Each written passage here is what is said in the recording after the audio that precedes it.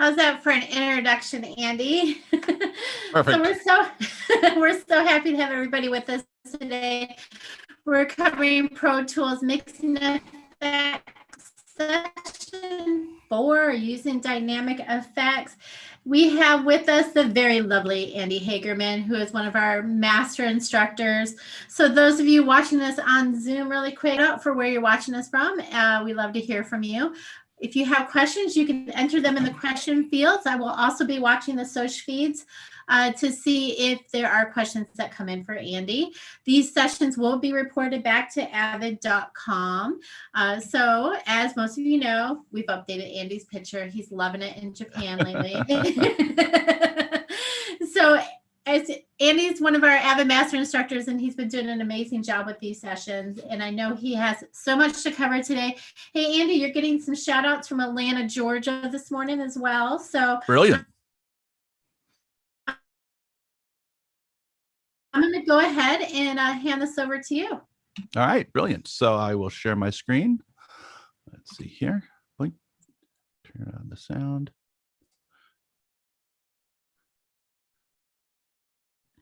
Great. And Dawn, can you see my PowerPoint? I can see it. Brilliant. So we're ready to go. Okay. Well, hello, everyone. Good evening from Tokyo. What we're going to talk about today is the last in our 4-part series. We talked about virtual instruments. We talked about EQs. We talked about reverbs and delays. And now we're going to be talking about dynamic effects. And particularly what we're talking about is compressors and limiters. Okay. There's a good bit to cover. And if you don't understand these kinds of plugins, hopefully we're going to demystify some of that. And if you do understand these, hopefully we'll give you a couple of new things to think about here as well. So let's just dive into it. The first thing I wanted to get kind of squared away is how do you read one of these things? So typically speaking, with compressors and limiters, any kind of dynamic effect, you wind up with this kind of vertical graph that you're seeing over here. And the way that you read this is that the bottom axis is the incoming signal, the original signal of the track that you're processing. So, for example, on this the left image, we've got an incoming signal of minus 40 dB, and then where the little icon bisects that line, that will indicate the output. So if you have a 45-degree angle, just a straight diagonal, like you do in the left-hand side, then the incoming signal and the outgoing signal are the same level, which means there's no expansion, there's no compression, there's nothing happening. The sound is unchanged. Now, if you take a look over on the right side, then what happens is we have an incoming signal of minus 10 dB, but an outgoing signal of minus 20 dB. So any experienced eye will tell you that there's a compressor that is attenuating or decreasing that signal. So for the discussions today, this is kind of the basic premise that we're operating in. So now let's take a look. Compressors, limiters, expanders, gates. Here's some really oversimplified definitions. A compressor will reduce sounds over a threshold. In other words, it makes your loud sounds less loud. Okay. So what we have over here is we have this yellow line. This yellow line is a threshold. So a signal that comes over that threshold will be brought down. Now, if you have a very aggressive compressor, for example, you can see here that above the threshold, the white line, it's not a 45-degree angle, it's flat, right? And that means that everything above the threshold is going to be brought down to the threshold. Now, typically speaking, we call that a limiter or limiting behavior. You can make most compressors into a limiter by changing the parameters. There are also dedicated limiters that are separate processes, but this, like I said, this is an oversimplification. But if you can think of a compressor taken to the extreme, that becomes a limiter at some point. Then on the other side, compressor makes loud sounds softer, and expander is the opposite. It makes soft sounds softer. Okay. So if you see over here, if you take a look at the graph on the right side, you can see the diagonal line is above the threshold. Anything below the threshold will be attenuated or reduced. So it makes quiet sounds quieter. And just like a compressor turns into a limiter, an expander turns into a gate. Okay. And a gate doesn't let any sounds through that are below the threshold. So it's, again, this is an oversimplification, but a gate is an expander taken to extremes. Okay. So all sounds below the threshold are cut. So far, so good. We're cooking with steam. Now, let's talk about some parameters. And I want to make sure we're all cool with this. On expanders and compressors, you have this thing called a threshold. And that threshold in the basic plugins that Avid has, the Dynamics 3 plugins and the Expander 3 plugins, you're going to see that is indicated by a vertical orange line. Now, different plugins will look slightly different. You'll see a couple examples of that later on. But generally speaking, this is a very common way to work. And your threshold determines in a compressor beyond which point will things be cut, or with an expander, under at which point will things be cut or attenuated. So that's threshold, one of the big things. The next thing is ratio. So the ratio, if you take a look over here on the left-hand side, the ratio is set to the lowest. So it's a 1-to-1 ratio, which means that regardless of whether or not you're above or below the threshold, it's still a diagonal line, which means that any sound will not be changed. Nothing's going to be attenuated, no matter what. The sound passes through unaltered. But once you start to raise the ratio on the right-hand side here, and this is an example of a compressor, once you raise that ratio, then any sound above the threshold will be attenuated by some amount. So this is a 2-to-1 ratio. So anything above the threshold will be cut basically in half. Okay. And then again, if you take the ratio to its extreme, then this line up here above the threshold is going to turn into a flat line. And at that point, you're in the territory of being a limiter. Okay. Now, at this point, everybody kind of understands things. So this isn't rocket science. And you're probably wondering, why are you sitting in on this webinar? Let me go into the next things. And this is a place where a lot of folks either misunderstand it or don't understand it. And people tend to stay away from these next couple of parameters, maybe because they're not comfortable with it. But this is where the power of dynamic plugins really come into play. Okay. Your attack time is the time it takes for the compressor or the expander to finish attenuation. Okay. I'm going to go back a little bit here. So if you take a look over here, if a signal, take a look over on the right side. If a signal goes up above the threshold, it doesn't immediately get cut down. Okay. It takes a little bit of time. It takes time for that attenuation to complete. How long does it take is your attack time. Okay. Some people think that attack time is a delay, how long the compressor or limiter will wait before it starts to compress. And that's not correct. Okay. So if you take a look over here, your attack time is 10 milliseconds. And at that point, we've got essentially an instantaneous compression, or as close to it as we could possibly get. And you'll see here that essentially, as soon as that waveform comes in, and just so you know, the waveform was -3 dB, and it gets cut down to -8 dB pretty much immediately, okay? And if you want to bring things down, if you're using a compressor for level management, then this might be the way to go, okay? However, you can get some really nice effects and good tonal control by changing that attack time. And what that attack time does is it gives you more time for the compressor to ease into full attenuation. And what it does is it lets more of the initial transient through. So a lot of times what people will do is they put a lot of compression on a track and they wonder why, there's no hit anymore and all the attacks seem to be kind of muffled. Well, if you bring up the attack, that lets more, if you increase the value of the attack in terms of milliseconds, well, then all of a sudden we're starting to let some of that original energy through before we complete clamping down on it with the effect. And by the way, limiters, expanders have the same parameters, just works in reverse. So that's attack time. So far, so good. The next thing is release time. And I want to show you what you're looking at over here. So the example that I have here is a loud sound that immediately gets quiet. So the original sound was a loud sine wave, and it immediately gets down to a minus 20 dB sine wave. So that's the original sound. Now, when a signal goes over the threshold for a compressor, the attack time is how long does it take for the attenuation to complete. The release time is when the signal goes back under the threshold, how long does it take for the attenuation to release? In other words, how long does it take to ease out of attenuation? So if you take a look over here, the release time we have over here is very, very short. So you can see the signal goes down, but it takes a little bit of time here for that, for the compressor in this case, to stop attenuating. Okay. Now, again, you can do some really cool things and get some very musical results by playing around with both attack and release. Down here at the bottom, you're going to see that I've got a release time that is a bit higher, and it takes a little bit longer for the signal to ease out of compression.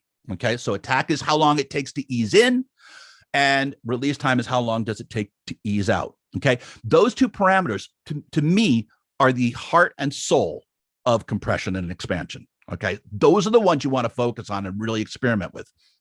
Now, the next thing is sidechain, and I'm gonna do a shout out to Isotope.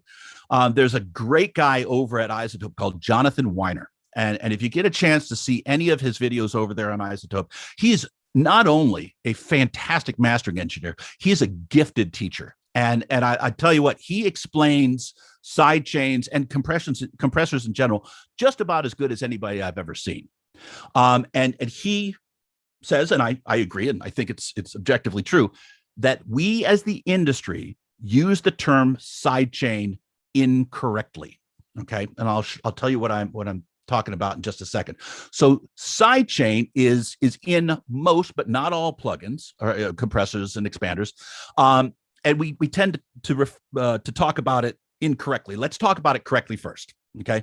So if you take a look at the signal flow of a compressor, the signal comes into the compressor's input.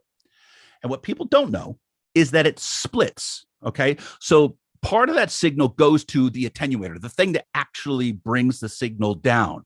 But the signal is also routed to a thing called the side chain. And the side chain is the bit of code, is the bit of circuitry in a compressor, in a hardware compressor, the bit of circuitry or the bit of code that controls the attenuator. Okay, so the attenuator brings it down, but the side chain controls how it's brought down. Now, normally when you have a compressor, that compressor, the track controls the side chain, and then we set our parameters, threshold, ratio, attack, release, all that stuff. And then the side chain controls the attenuator. Okay. Now, in terms of, and then the signal goes out.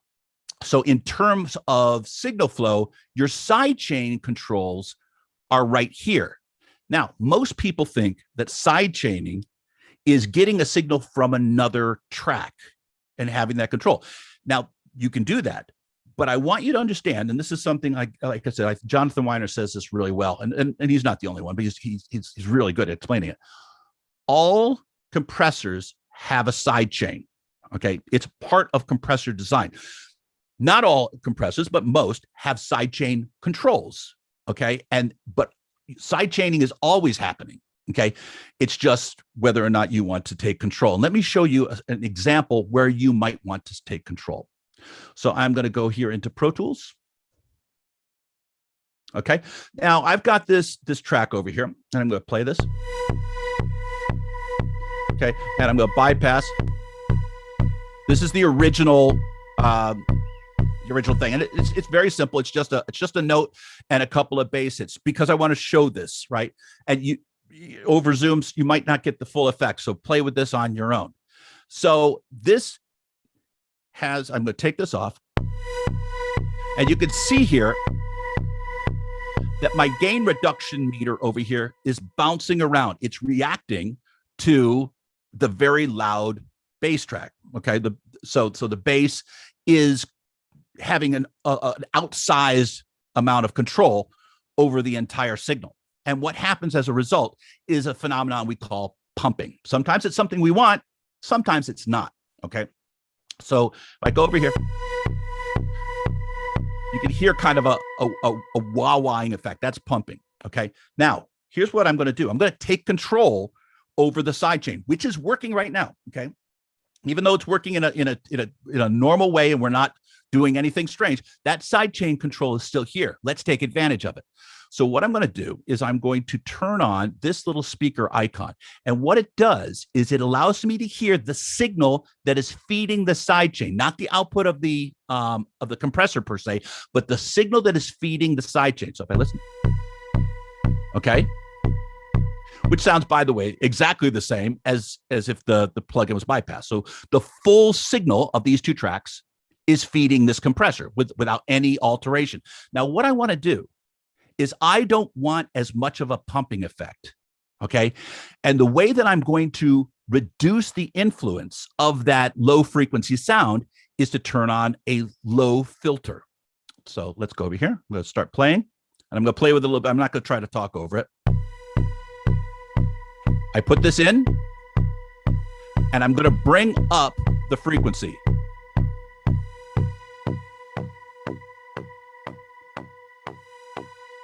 And if you take a look at the meter, it's not bouncing as much. And now, I'll take my gain down.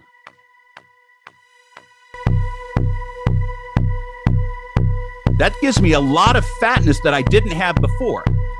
And it's not pumping. I don't know if you notice it, but it's not doing that pumping anymore. And let me play with this a little bit. I'm going to bring the low filter down. So it's going to bring in more of that low frequency, and you'll hear pumping come back.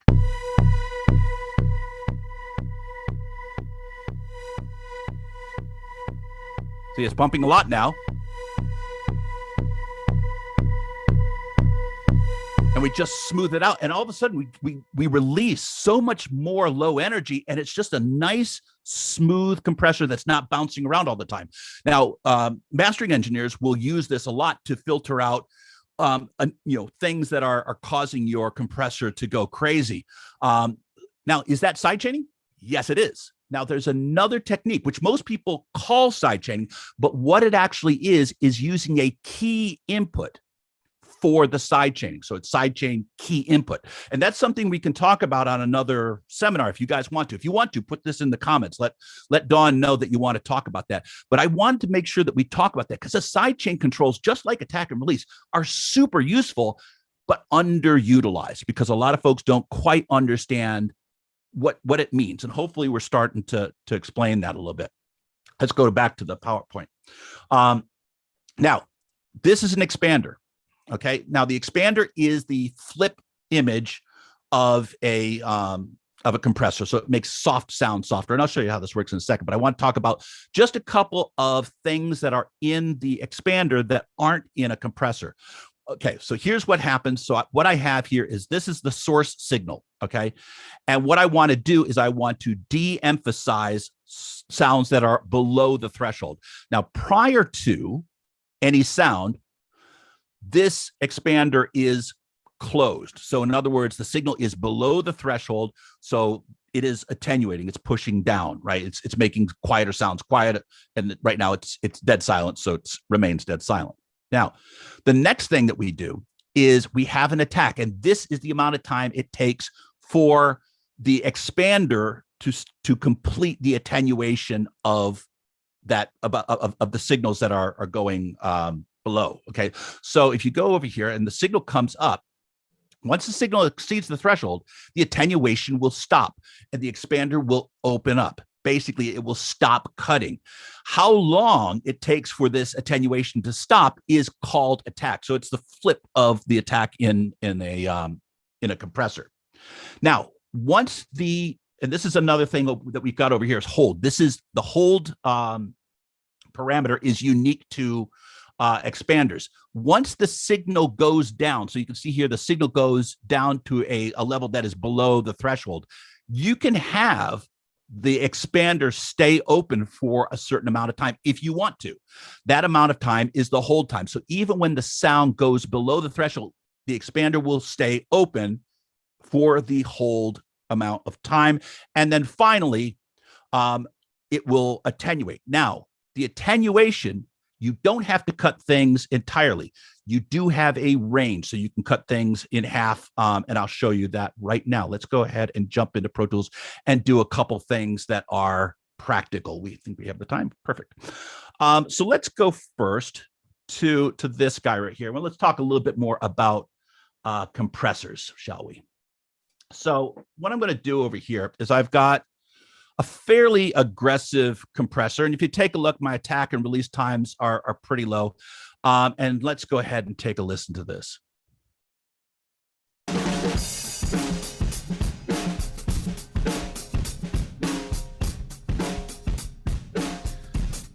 Okay, it's got a lot of good grunge in it. You know, it's a dirty rock kind of kit. So I like the rawness of it. Here's what it sounds like bypassing.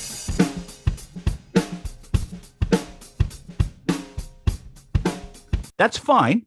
I kind of like.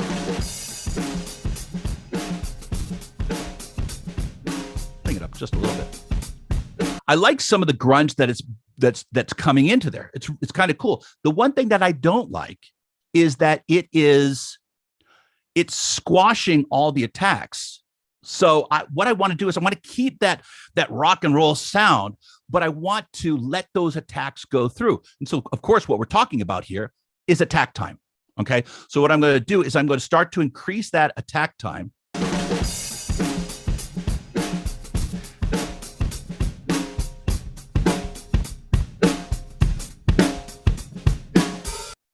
Okay, and all of a sudden, it starts to sound a lot less dirty.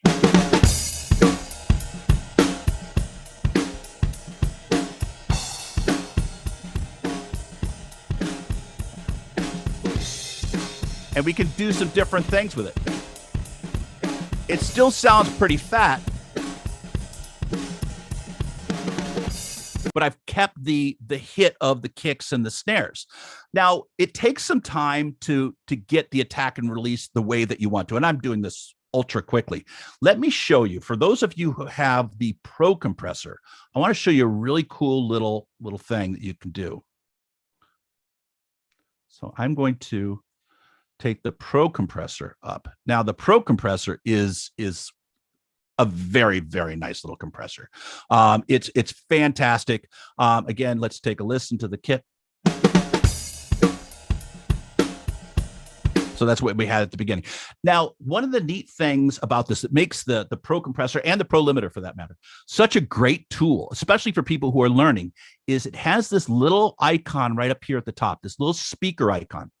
Now, when you click that speaker icon, what it will do, what you will hear, is the stuff that is being attenuated. So it shows the stuff that's being cut.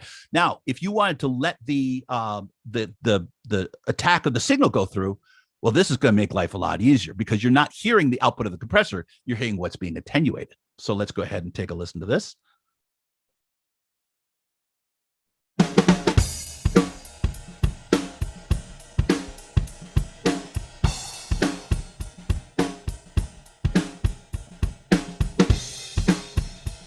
Okay, so I'm hearing a lot of kicks and snares. So what I'm going to do,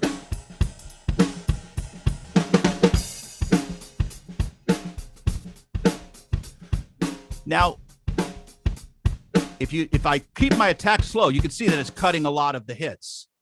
But if I bring this up, then you can see it's cutting off. You can hear, if you listen, you can hear that it's cutting off a little bit of the beginning of the snares and the kicks. So now,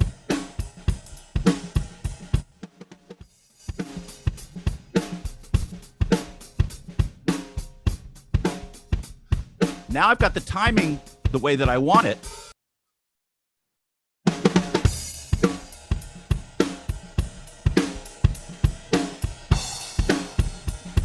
And now if I bypass, that's what I had before, which is fine. But this fattens it up. And I'm fattening up in a way where I'm letting those hits go through. So it's not giving it that kind of flattened, traditionally compressed kind of sound. So the I can't recommend these enough. The Pro compressor and the Pro expander, this little parameter is worth its weight in gold. And that's that little speaker icon that will allow you to hear only what's being cut. And I don't know if you noticed it, but I took the threshold way down, so I was hearing an exaggerated version. But that, to my ear, is the way that I can easily find the right timing for that. But you can work however way you want. But it's that feature that really makes life very, very easy. Now that's compressors. Let's take a look at expanders real quick. So here's a classic expander example. So I've got a snare, and it was live, and you can hear I've got some bleed of kick.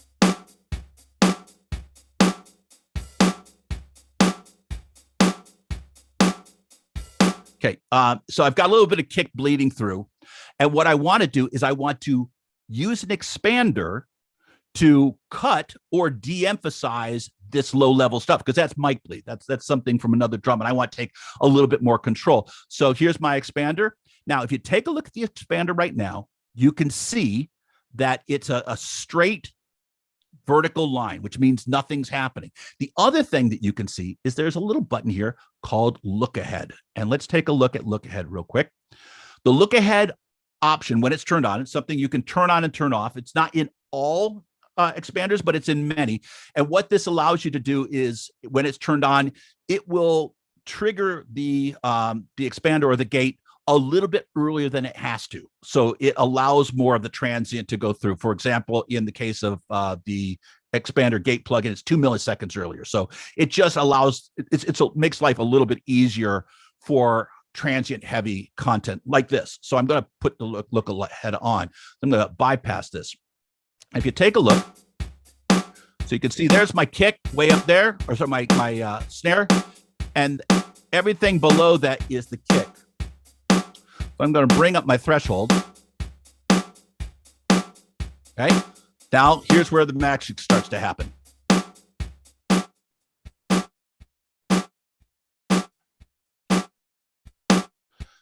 Now I want the attack to be nice and quick, so it keeps this. You can hear a little bit of that of the kick coming through. Now the only problem is it's starting to sound like a gated snare, right? Which might be what you're looking for, but here's where hold comes in. If I go like this, it's going to cut off a lot. It's not going to. The hold feature allows it to stay open for just a little bit extra time. Now, let's take a listen to what we had before.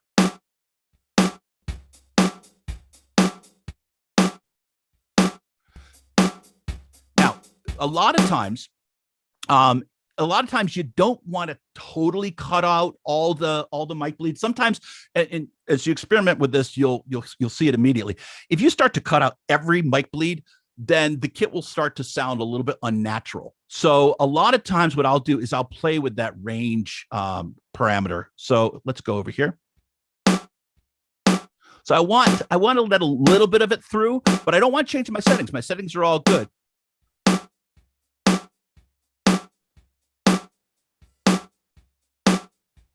Just a little bit. And then, of course, you could do something like that, but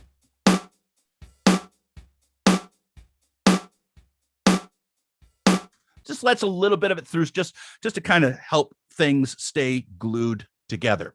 Now, that's the Whirlwind Tour. Let's see here. One thing I will tell you, and if you'll excuse a little bit of opinion here, and of course this is a mixing series, and there's going to be some opinion, right? And my opinion is only an opinion, but I would say that a well-used compressor is used gently. Okay, compression can get out of control very quickly, and one of the things to remember is, let me go back to something else here. If you take a look at the compressor, the ratio, it's a ratio, and when you put compressors together, so if you have a kick drum track or kick track or drum track that's compressed, and then you put a compressor on your mix bus, or you put a compressor after compressor after compressor, you don't add compressors, you multiply them. So a 3-to-1 compressor followed by another 3-to-1 compressor is not a 6-to-1 compressor. It's a 9-to-1 compressor. So compression can be overused very quickly, very easily. Okay. And sometimes that's how your mix can just start to sound very, very thick and heavy and indistinct. So really use your compressors and your expanders, not so much expanders. Expanders you can be a little bit more aggressive with in my experience, but especially compressors. Compressors, if you're using it aggressively to manage your levels, you probably want to rethink that because it tends to make things sound very thick. I tend to use clip gain to get my levels more static, and then I use a very gentle compressor just to kind of bring things into a more manageable range. I don't use aggressive compression because it might sound great on one track, and you listen to that vocal track, man, it sounds thick. And then you listen to the guitar track and you compress the heck out of it. And man, does that guitar sound thick. And then you go to the drums, you compress the heck out of it. Man, do the drums sound thick. And you put them together and it just sounds terrible because everything is so thick that you've just turned the song into a giant pool of goo. And so I would say be judicious in how and when you use your compression. And just like I said, hopefully these parameters, things like attack and release, things like sidechain, which in the sidechain controls, by the way, in the Pro compressor are here at the bottom in the compressor limiter 3. They're over here on the side, but they do the same thing, right? And again, we can talk about key inputs for sidechaining in another webinar if we want to, but that's pretty much it. Dawn, do we have any questions? We do have a few questions, so I will bring those up now. Regarding dynamics, what's the main technique that you would recommend sound designers focus on? Read the question again. Sorry. Regarding dynamics, what's the main technique you'd recommend sound designers focusing on? Okay, so I don't want to be evasive, but there's no one answer to that question, right? A lot of that for music production tends to be stylistic. A lot of, so for pop music and dance music, you tend to get a very small dynamic range. So through the use of sometimes multiple compressors, you wind up with a very narrow dynamic range. Now, dynamic range and dynamics are much more volatile in post-production. So if you were to compress an entire soundtrack, then the voice would be as loud as a gunshot, and that's what you don't want. And in the middle of that is jazz, is world music, is obviously classical music, where you might put some in there, but you have to be very, very careful because you can suck out the reality of a live performance by overdoing compression. The other thing I'll say, because it's a great question, is that in the old days, especially for pop music, we crushed the heck out of it, right? And you look at the waveform, it just looks like a piece of tape. That doesn't work in our favor these days because we don't deal with loudness in the same way as we used to. We used to deal with loudness as a peak issue. Now we deal with loudness in terms of LUFS. And so streaming services and broadcasters and TV shows and the whole 9 yards, we don't deal with absolute levels. We deal with perceived loudness. And what happens is people will crush the heck out of their levels, and the streaming service will say, well, that's way too loud, and they'll bring it way down, and it tends to sound smaller than the other stuff. So I would say, like I said, I would say that let your ears be the guide always in all things mixing. But I don't think we have to be as aggressive as we have sometimes been in terms of minimizing the dynamic range. I personally like a bit of dynamic range so that you can hear the difference between loud things and soft things. Hopefully that's a good answer for you. Yes, I hope so. That sounded good to me. And everybody really loved your explanation early on. They said it was the best explanation they've ever heard. Dawn, can I tell you, these guys are great. We did 4 seminars on mixing, one of the most contentious topics in the world of audio, and everybody has been so nice. So thank you guys. Yes. And here can you explain a little bit on how a compressor affects low frequency sounds? So it's a great question. So compressors tend to, and by the way, it depends on how much you're compressing. But when you start to really start to attenuate stuff, typically speaking, not always, but typically speaking, I tend to find that the mid-range starts to get out of control.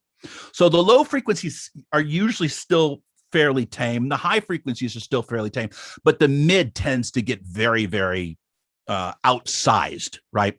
And so what I tend to do in many cases is I'll put an EQ after the compression in cases where I'm doing a lot of attenuation, and I'll duck down the mids, and I'll find the frequencies where it's becoming a problem. But I'll tend to bring something down in the mids. I usually don't have problems with low frequencies. Not in my kind of work. But again, always let your ears be the guide. It will change. Compression will change the sonic output of the sound, which is why I usually have an EQ after a compressor. Usually, not always, but usually, so that I can sculpt the sound after I've done whatever I need to do with compression. Now, there's another thing that compressors will do, is it will tend to bring out the ambience. So in a normal recording, your reverb and the ambience of a room is relatively quiet compared to the live performers. When you're compressing, you're reducing the range, you're reducing the difference between loud sounds and soft sounds. And so the ambience of a room, or the ring of a snare, or the if you're using acoustic bass or something like that, the ring of an acoustic bass, you will start to notice that it sounds longer and more lush. Sometimes that's great, right? But again, take control of that, understand what's going on. And again, like I said, I'll put a compressor on afterwards. And again, usually I'll duck the mid-range. Okay, we do have a couple more questions, so hopefully everybody can hold on, because I know they're getting a lot out of this session. Great. First question is, so in mixing instruments, would you only recommend using compression where it's absolutely necessary? Yes. That was an easy answer. No, and by the way, I'll do that with everything. And if you excuse me for getting on my soapbox, a lot of times if you go to YouTube and you search, how to get the best drum sound, well, they're gonna process the drums, and they're gonna put a lot of stuff on that makes the drums sound fantastic. But again, if you do that to the drums, and then you do something that makes the guitars sound fantastic, and you do all this stuff, then what you wind up doing is you wind up getting a final product that isn't blended, right? Mm-hmm. And so I tend to use effects as minimally as I can get away with. And even then I find that sometimes when I bypass some effects, it just sounds better. So I usually even catch myself at some point. So okay, my soapbox is done. All right. Well, we'll get this last question in. And Great. While you're doing that, I will get the slide up so that they can email us as well. 1 second. The last question I had was, do you suggest using normal stereo compression, one band, on master tracks, or prefer multi-band or mixed usage? Oh, it's a great question. So one thing we didn't talk about is multi-band compression. And again, if you want to learn more about multi-band compression, put something in the text, and Donald scheduling me. Multi-band compression basically is a whole bunch of compressors that are isolated by specific bands. Okay. And it's a way you can take very minute sonic control over different frequency ranges. It's great. Traditionally, it's put on the main bus, right? And you'll see why. If you ever play around with it, you'll find out that a very little bit of multi-band compression makes a massive change in the sound. Have I put multi-band compressors on subgroups and in other places other than the main bus? Of course I have. I break every rule that I've ever heard of, and you should too.